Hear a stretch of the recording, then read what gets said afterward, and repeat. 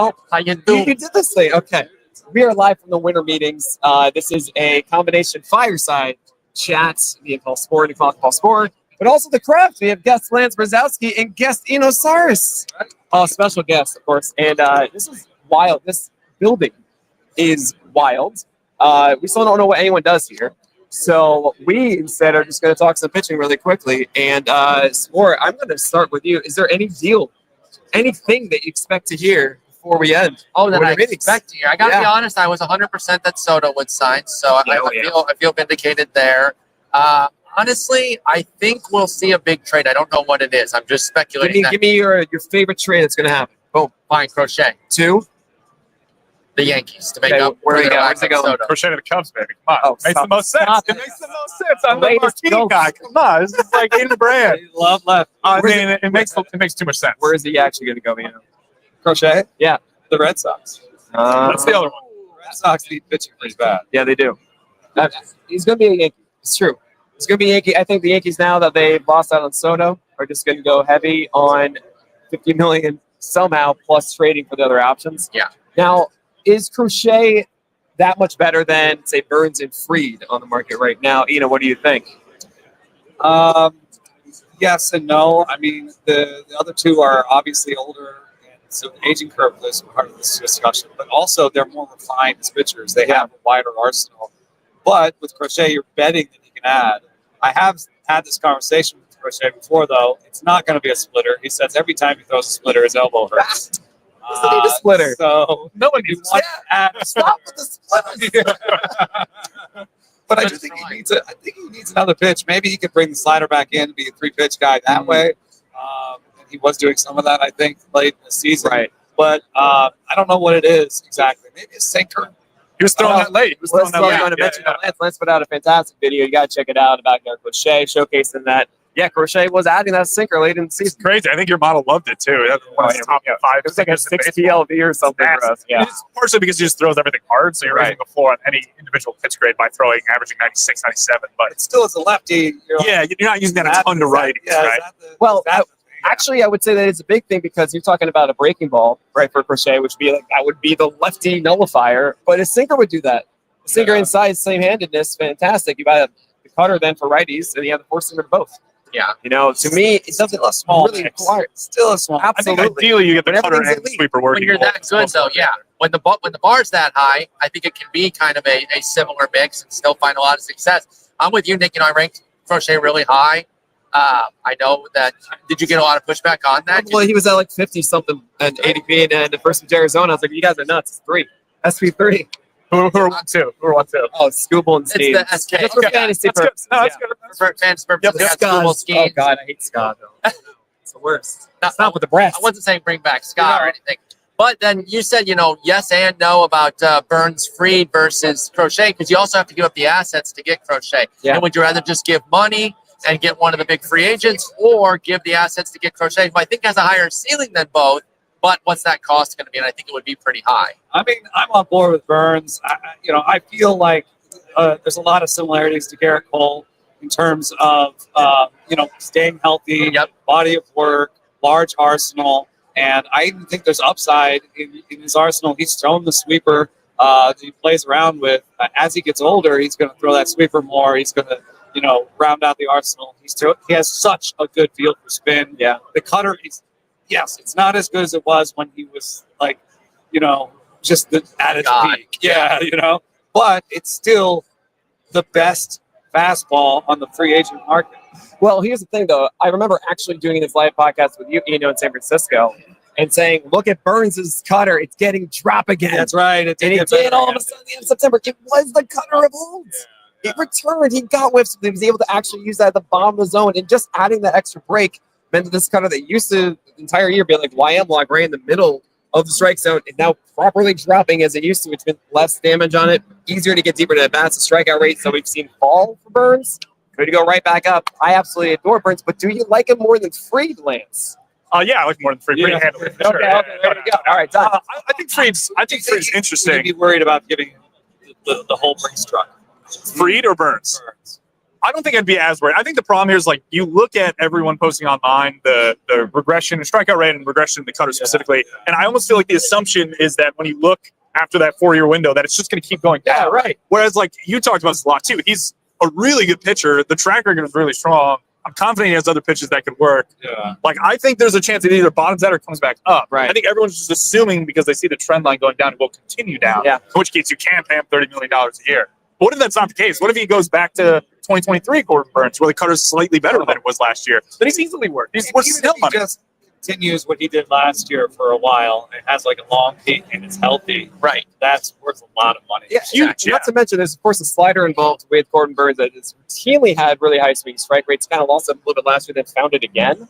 The changeup and the curveball as well as part of that mix. It just feels like you have all the things, Burns. It's just like little fixes here and there, as opposed to someone like is so reliant on velocity or just one pitch or two pitches. But then you look at Fried, and if you want like a model of an aging like fine wine pitcher, it's Max Fried, right?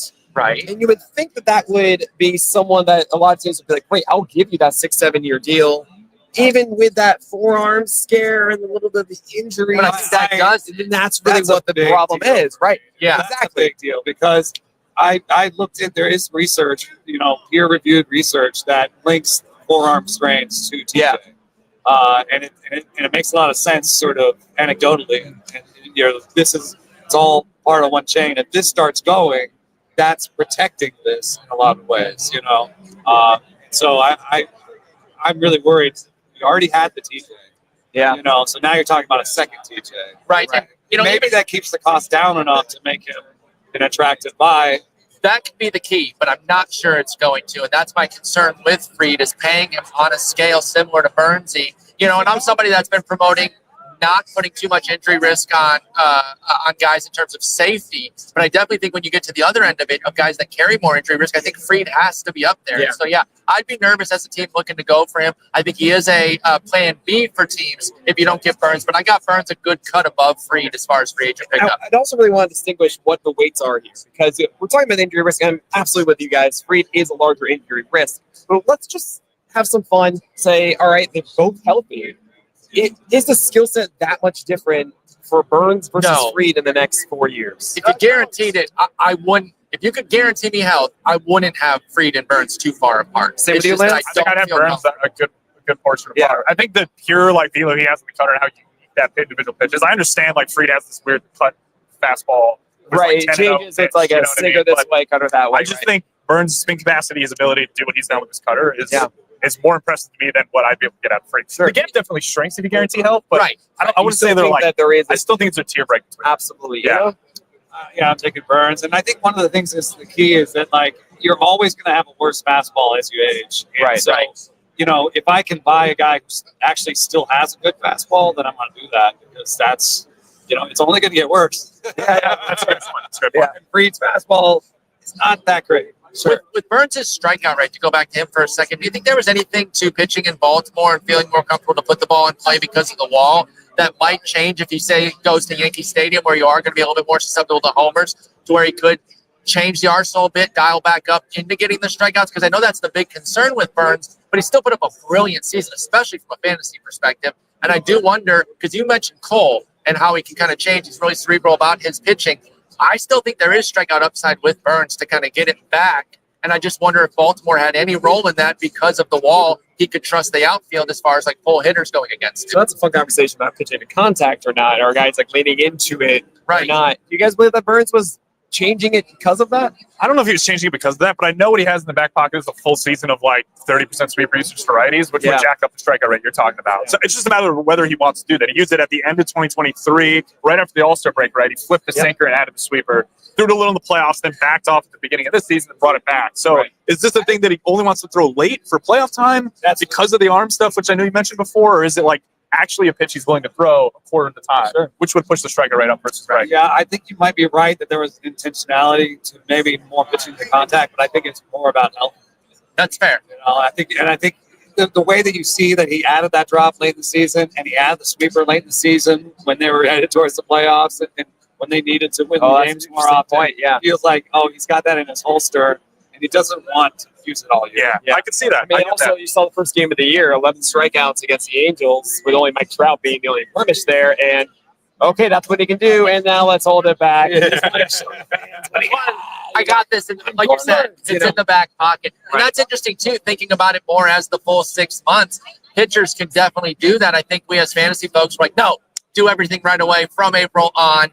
And no, he's kind of dialing up, dialing down. Yeah, absolutely. So Wonder what happens with a guaranteed deal. right. So where do Corbin Burns and Fried land, I've been saying Corbin Burns to Baltimore because I think they have to open up the coffer at some point. They have a new owner. They have an obvious need for an ace at the top. It's a decent rotation, but putting Burns on top, it makes sense. They have familiarity with him, and they've seen all his medicals and are really comfortable with them. If they ever were going to open it up for a pitcher, it would be Corbin Burns. So I've been saying that, but obviously, they haven't done it before. So Right. There's new ownership though too. Yeah, Time for them to they can make their stamp early. And where would Fried go? I think the Yankees had a good meeting with him. The Yankees have the Soto money, jangling around their pocket.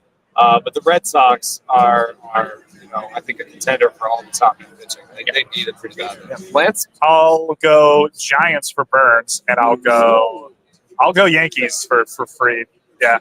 But I see Eno's points for sure. And I'm going to echo most of Eno's points there because I got Burns. They got to. I think Baltimore has to. Yeah. If they're really serious about being a team in the AL Beast, they got to go up and do that. It can't just be Grayson and a group of guys. It's got to be Burns, Grayson, and then start filling in the 3, 4, 5. And then I had Crochet to New York and then Fried to Boston, and then you could flip them if one went the other way. But I agree that the AL East should get both those pitchers. Actually, all three if you throw in Crochet. So the year is 2009. A New York team goes off and gets all the people that everybody wants, but this year it's going to be the Mets. So I think the Mets are actually going to get Burns, and I agree with you. That'd be huge. That Fried is going to the Red Sox. That makes all the sense to me. While the Yankees still get Crochet. Okay, guys? Still get Crochet. All right, so I want to talk about another guy who's already signed, and that is Blake Snell. And trying to understand where he fits among all of this. The first major guy to go. Blake Snell, we've never talked about him before. Never talked about him. Nothing to talk about. Obviously, I'm just going to summarize this in 2 seconds. There's second half Blake Snell. There's first half Blake Snell. There are many reasons why second half Blake Snell has succeeded. We've been waiting for that full year of it, not just a 120 ERA over 20 starts, Blake Snell. Are we going to see that in Dodger Blue? Lance, is this it? I'm fascinated to see what the Dodgers do in terms of usage. I feel like a lot of the times when they pick up guys, they have some intentional plan of like, we want you to throw this more or this more. You saw this with Flaherty at the break, right? They're like, no, we want more curveball lefties instead of the slider and inverted righty usage. So I imagine they have some kind of plan. I'm not entirely sure what that plan is. Partially because Snell in the past has shown that he could do a variety of different things. Sure. Here's the change. There's a variety of things too. Pushing slider and like, I like him a lot. Like he's this fascinating guy, and everyone probably knows this, but from the perspective of like high walk rate, but I think he has some semblance of command. Like it's not. Oh, it's not. It's just he just refuses to throw bad pitches behind an account where he can do damage, which is like poster the child way to pitch. Of really. Mistake rate, the number one mistake rate for years, and it's not even close. It's like first and second, and third and fourth. Yeah. I mean, he does this as an approach. Emmanuel Clase, in that Trevor May pointed out that there are some closers that when they get to like a 2-0 or 3-0 count, are just like next. Yeah. Like, I think he had some percentage where he looked at like how many guys battled back from a 3-0 count, and Clase was like the bottom of it. Just did not care. And it only works if you strike people out at a 30% rate. Sure. Actual math where you're like, if you walk guys at a 10% rate, strike guys out at a 30% rate, that's fine. You start walking guys at 10% rate. It's the basis of K minus BB is one of the strongest predictive stats in pitching. So it works. That's an interesting thing to say about Blake Snell in terms of aging, because the strikeout rate is probably going to go down as he ages. You would think, And, what should look like if he's striking 24% of the guys out, and still walking 10 to 12%. Right. Is he a good pitcher? So you have the two breaking balls, of course, the curveball and the slider for Snell. We don't really know if it's going to be there. The slider is a sub, I want to say 25% zone rate pitch. The strike rate on it is routinely around 50% or so. Then you have the curveball that in the second half of last year finally became that big zone strike pitch. That was a big change for him.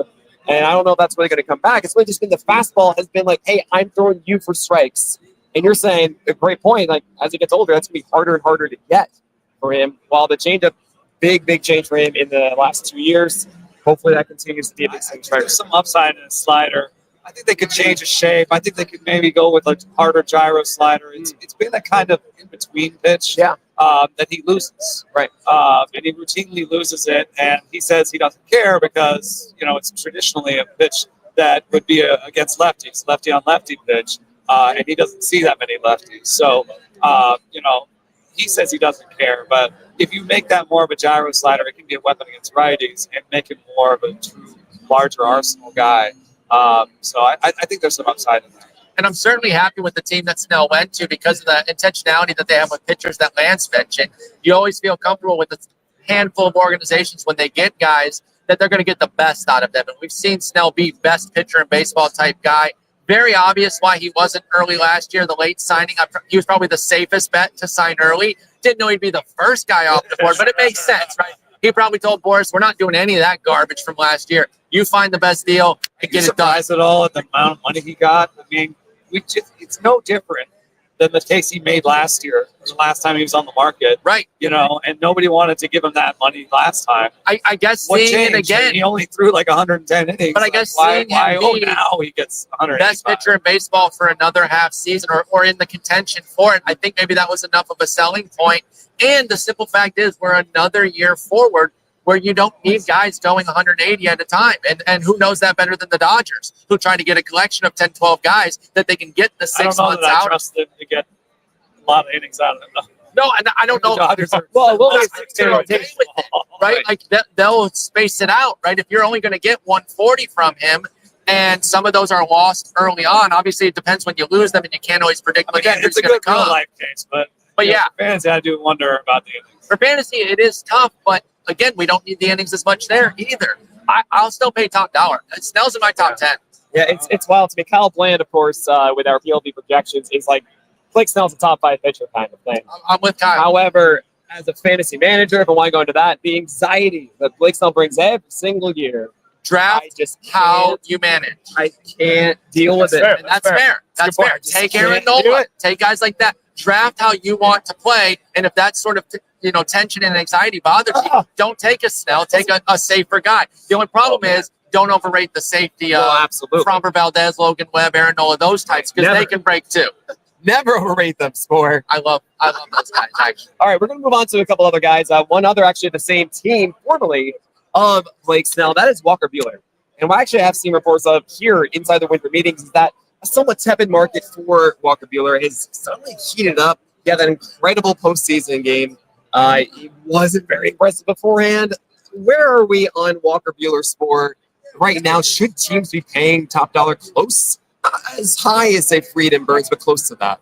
I think you still can, because I don't know that he's going to go for the big mega year deal.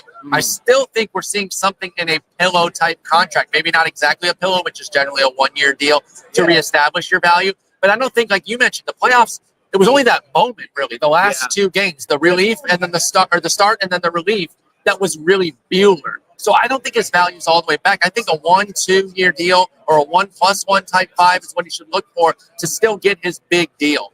I'm really hoping my Tigers do it. They signed a reclamation that we'll maybe get to here at the end with Alex Cobb, but I think they want another higher end one.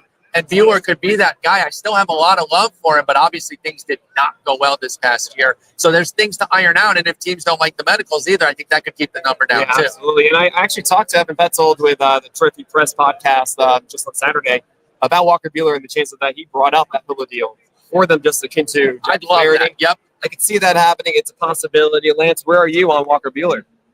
The big question here for me is whether an organization believes what the fastball look like in the playoffs. Yes. Obviously, like Eno's talked a lot about, like the wind variables there, the stadium, etc. Cold creates more induced burn. Like there's like almost like a black box there on the public side. Right. I think the Dodgers are the team that has the most information on like what exactly changed, and I'm not entirely sure whether other orgs, like those organizations, are gonna have to come up with their own philosophy on what that forcing will look like. The alternative, from my perspective, is just to turn him into like a sinker cutter guy versus righties and use the 4 to lefties. I think he's using the 4 too much to righties. And we saw that throughout the entirety of the season. That pitch was just not good, and it was good in the playoffs. So I just think it's probably better to bet on the playoff four-seam shape not being what you're going to get for the majority of next year.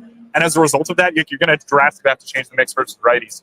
I like him. What is the projected AAV right now? Is he like a... I would think like 1 and 20 something. Yeah, right? so he's like below Kikuchi, but like Yeah. above that lower tier of I Boydie would give types. Bueller, like if the Tigers went 1 and 22 or something, I'd be fine. Obviously, there's no bad 1 year Yeah. deal. So even if you push it up high to get somebody like Bueller to take the shot, I'm 100% there. And I think a mid team like the Tigers, because even though they made the playoffs, obviously it's my favorite team.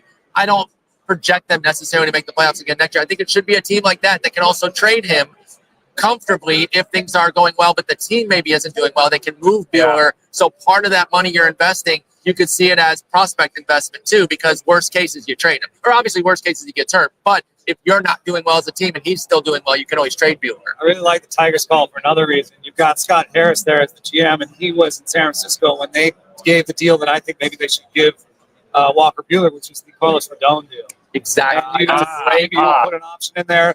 Maybe they don't put the option in there because that makes it hard to trade. So, Sure. but something along those lines, 1 or 2 years, slightly higher AAV, but you're also making the same case, I think. Yes. You're saying, hey, we could be good. And if we're not good, you can go somewhere else. And also, our park is a nice place to pitch. And we have reclamation projects. You saw your teammate Flaherty, what we did with him. Yeah. We can bring you back from this, that, and the other. Absolutely. I like that fit. Yeah. So I mean, I'm with you, Lance, on the fastball being just so good in the playoffs. That makes me question a bit. I mean, spin rate wasn't actually that high up. Velocity didn't change, but vert was up. I mean, even inside the end of the regular season, we saw it go from 15 to 16, 65, 17, 75 by the end of it. And when I think about Bueller, I think of like 2021. What was he all about? Oh, I'm going to just dominate with my four-seamer, and then I'm going to use my secondaries just by aiming down the middle of the plate and just kind of hoping it works from there. Yeah. Because he had sticky stuff. He had this four-seamer that was going 20 inches of vert. I mean, it's as clear as Facts day. are facts, right? Yeah, I don't know why you would know anything about sticky stuff either. So this is the clear what happened. And in 2022, he was already hurt, and we saw that vert drop down. We even saw in the second half of 2021 it dropped down. And what did he have a real hard time with this year was controlling the curveball. Well, right. The secondaries in general were not these refined ones that were like, okay, cool, I'm just going to get you out with this. It's about that four-seamer, and then everything else is just complementing him, attacking with that. But then he comes back, and he misses all 2023. Now it's 2024. Yeah, I'm going to be the same guy. No, you're not. You have a sub-16 vert four-seamer all of a sudden. It is not an elite pitch, and he didn't really know what to do. I watched some of these games of Walker Bueller, and I know he had no idea. He had absolutely no idea what anything is supposed to do, where it's supposed to go. He's figuring it out. As a cutter curve guy, actually.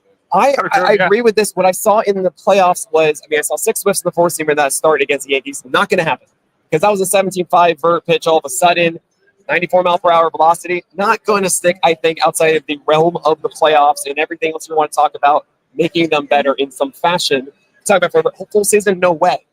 Then you have the cutter that was well commanded away to righties, which is good. We're happy we saw that. I've become a big believer of four-seamers plus sinkers being a proper mix and taking advantage of that four-seamer in the zone, sinker coming off. I mean, look at the Mariners. I mean, they've had so much success doing this. Even Robbie Ray in his stint going away with the sinker, which felt so weird against right-handers, but it worked so well to make his fastball that much better. So Bueller has to figure out, who am I? Yeah.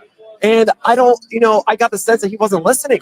He went to a different, he asked the Dodgers to go work with someone else. I think, to figure out I actually talked to some people about this a little bit. You're right. The one piece of info I'd throw on that was he was lost and he admitted it. Yeah. So the team wasn't that angry about it. Sure. That's sort of what I heard. It was Yeah. like, they were like maybe a little surprised, but they were also like, yeah, he is lost. I don't even wonder if they're like, you know what, you're not going to So listen. they were like, Go ahead. Yeah, Go ahead. Go burn it down, and then we'll be here when you're broken, right? He wasn't listening necessarily. They were like, it's whatever we're trying right now, it's not working. Right. So if that's what you need to do, that's what you need to do. Yeah, exactly. So it did seem by that end, four-seamers were up, four-seamers down. He actually did not throw things down the middle and nibbled properly. That element of Bueller does seem encouraging, and I won't be surprised if the team said, we're not going to go for the pillow deal. We can give you a good 5-year 120 or something like that. Like, we actually think that there is a pitcher here. You think that's a contender doing that or a mid team? That's a good question. Here's what I see is that you have the major ones in Burns, Crochet, and Fried. Right. And two free agents, one trade. Once you're out, maybe someone. what else is there? Right. You got to go and get something to stabilize for a bit. And you want to roll the dice that you can get Sasaki? Do you want to roll the dice for next year? I wouldn't be shocked if someone says, "Screw it, I think we can do this. I think we can make this." I'm a huge viewer guy, so I have high hopes for him. But that'd be interesting if someone really went out and put the 3, 4, 5 year deal on the table for him. I think he'd have to take it. Yeah, I don't If know you if start coming- 120 is exactly the number, but you understand what I'm saying. I mean, even if you come yeah. 5,100 or 595 or something, I think he would have to take it. Yeah, that'd be interesting. I mean, these two, Tommy Johnson, probably take it. Now, one of the interesting things we saw last year were guys going from the pen to the starting rotation. We saw Garrett O'Shea do that. My gosh, that was amazing. We saw AJ Puck. How great was that? Oh. And of course, DL Hall. But Reynaldo Lopez was also there. With that. And we see a mix. We see Jordan Hicks do well and then not so well with it. But there's an interesting one in New York right now. It's Clay Holmes, a.k.a. the Adobe, of course, Clay Holmes. Do we buy that the Mets can actually turn Clay Holmes into a starter? These dad jokes make more sense. I do have a Right? fiance now. All right. So, do we believe the Mets can actually turn Clay Holmes into a starter? I was skeptical because it's a shorter mix and the best fastball is a sinker. Is it anything but a sinker slider? Well, we're going to find out. Okay. Well, Teeing him up beautifully. I was hoping like, oh, he's going to add a cutter. But he's actually shown something. He's flashed an average four seam, and I've never seen that before. So in the playoffs, we looked it up. He had about 16 inches of vertical break on his fastball. That doesn't sound good, but his sinker has so much sink that the separation For IVB. So playing off of the each other. separation is huge. He can play them off each other, and he just needs something else against lefties. Because as good as his sinker can be, he will throw it against lefties. He needs to have more wrinkles against lefties. Right. If he's trying to turn the lineup over a second and third time against lefties, and he's still sinker slider against them, I think that's where we start to see some issues. So the four-seamer, if it can be what it was in the playoffs, again, I guess we have a similar situation where we're like, oh, he flashed it in the playoffs. Can he continue to do it? I don't know why. I feel more about it. I think he showed it. We don't have the same sticky stuff story that confounds our analysis. It's a little bit more like, hey, in the playoffs, he had good vert on his four seam. Yes, it was like 10 of them. Well, I mean, Right. but here's how often do you see a power sinker reliever? You see these guys as starters. Yeah. Why? Because generally you can be more efficient with a power sinker. Yeah. You can get outs more often and go through games. And also, when I think about the Mets and the guys that they've gone after over the years, it's been those who can try to get me 6 innings of 300 runs. Yeah. Try to get through games. And Holmes does have the benefit of, hey, I not one but 2 secondary breakers, the slider and the sweeper, that get whiffs. These are over 20% swing strike rate pitches. So it's not like he he's should be better than Jordan Hicks, right? Right. Right. He should be For better. sure. Better than Jordan Hicks. Yeah. He doesn't have that split. Right. Good. That's a positive as far as Yeah, I'm we're concerned. good. He doesn't. I mean, look, I see. Better injury history than Yeah. Look at Jack O'Connell. I'm just kidding. I'm not going to do that. But Clay Holmes does not have the command. That's always been the big question. The big thing that makes Yankee fans so upset is that he doesn't know where the sinker's sometimes going. And all of a sudden, now part of that might be guy some and chicken everything. wake. I talked to Absolutely people could and they be. said that it can be finicky. And if he was- Alex Cobb had a sweeper and he just didn't throw it that much. Sure. Because he was like, I'm not sure. Yeah, I'm exactly terrified where of this it's gonna thing. go. Very But if you're a starter, I actually think you can become better at wrangling that thing than a reliever where it's just like, oh, this is what it is today. I got to deal with it. Well, No, you're I can actually unleashing for go. one inning too. Right. I got to go Sort of through a settle game in, and really figure it I got to out. throw this 3 or 4 times You know? to see if I got it. You're not, like not cuddling- throw it once and be like, oh, I don't got it. That's out. Yeah, because you're only going once. You're combing the mane of the sink. Hey, babe, we got this today. Let's go. Let's go. I mean, Lance, you Feeding think this is an experiment that's going to work in New York? I think it is, and I think it will for the regular season. And then you're probably not going to need to start the postseason. You can flip back to leverage. Oh, So that's that's like the advantage I see, especially for the dollar value they gave him. I also had a pitching coach tell me that he basically wants not Hefner, but he wants all of his pitchers throwing like as many pitches as possible, especially. And I think it applies beautifully to a guy like Holmes, where it's like we're playing around with some ideas on using more mini pitch types. Right. Oh, no, not like 150 pitches a game. That actually be pretty cool. 30 pitches an inning or else. I phrased that poorly. That's great. Why not? Well, anyway, All the pitchers pitch go types, 20 pitches a diversity. game.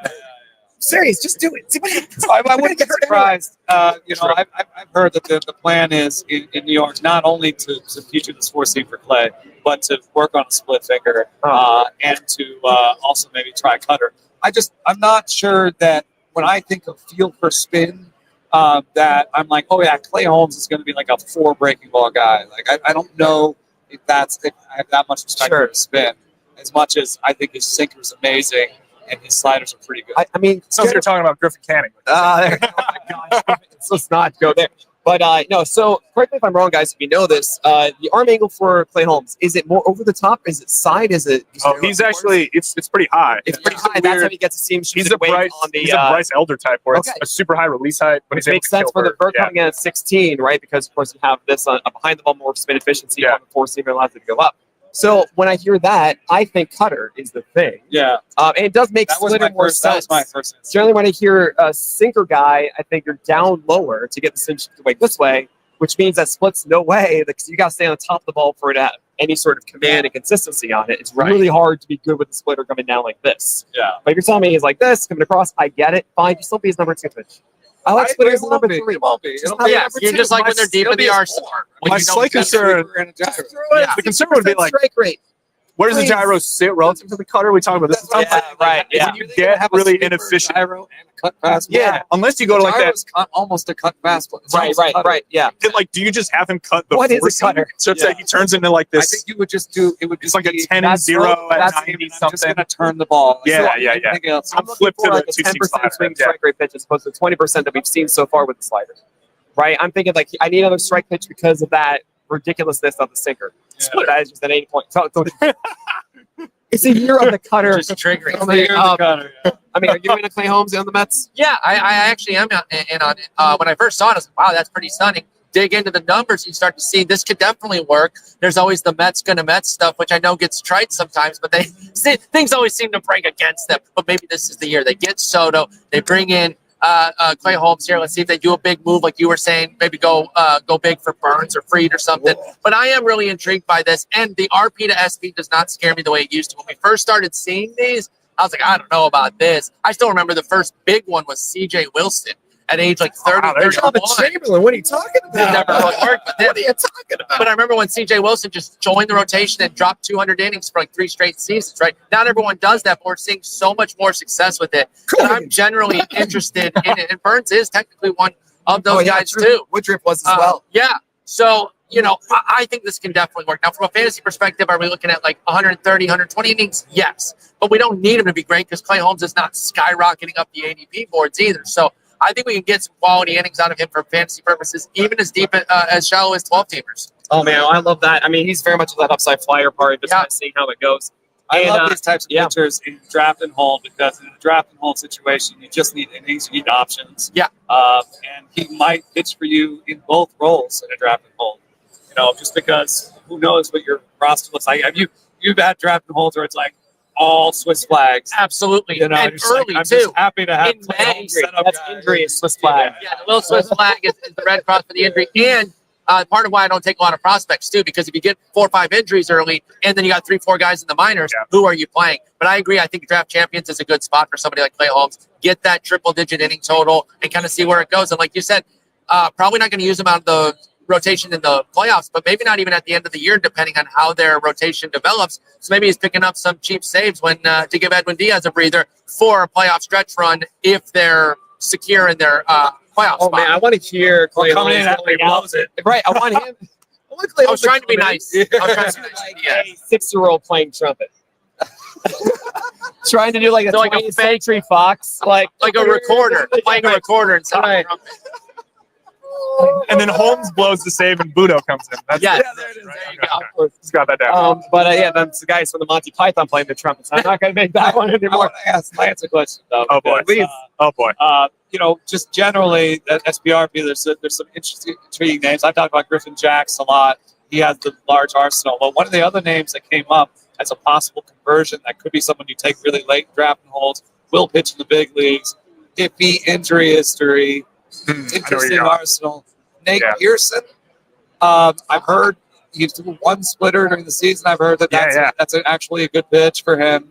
And I wonder, is it easier to help? Is it easier to keep some people healthy on a 5-day schedule than like the sort of intermittent schedule of reliever, or what you saw from Nate Pearson? I mean, he wasn't particularly different in any way. They moved him on the rubber, I think, a couple days after they got him to be more centered, and it didn't really help. Like, the four seam still got beat up. I think it makes some sense. I do think, like, from what Hoyer said, they can't have enough pitching, etc. But their rotation options are already pretty deep. Yeah, And I actually think they need more velo in the pen. So it's to me, it's like I actually think Pearson slots more logically into late inning stuff. But from the perspective of trying to maximize value on a player like that, I do see the path towards a starter. You need more pitches there. He can't be forcing slider. I don't think the four seam's good enough. So do you go to like a sink? Like I like the concept of the split. I thought the pitch he threw last year was pretty good. He's had it in the past. I mean, I think he should just be better.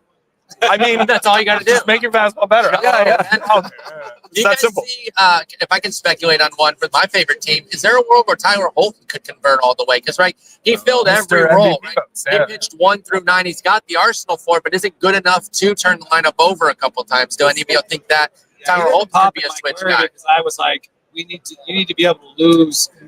Like Yeah, That's the problem. Yeah. Is that right. he doesn't have 10 points and stuff. doesn't have a great fastball to kind of build But the if he has the foundation. command, there have been other guys who Yeah. don't have great stuff that make it with off the command. Yeah.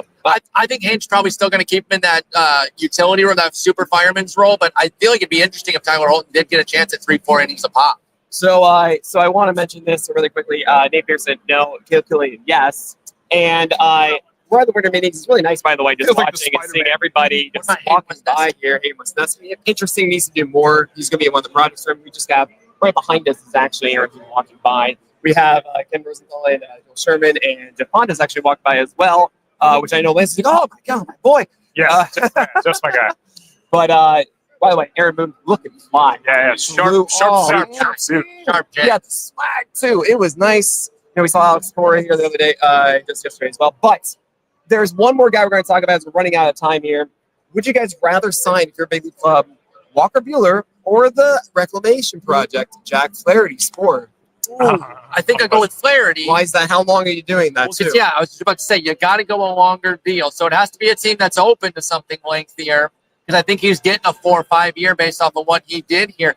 I don't know, man. I was so excited when the Tigers did it. I've been in the bag for Flaherty from Jump Street. So the fact that they got him pretty much all the way back, he was actually better with the Tigers than the Dodgers.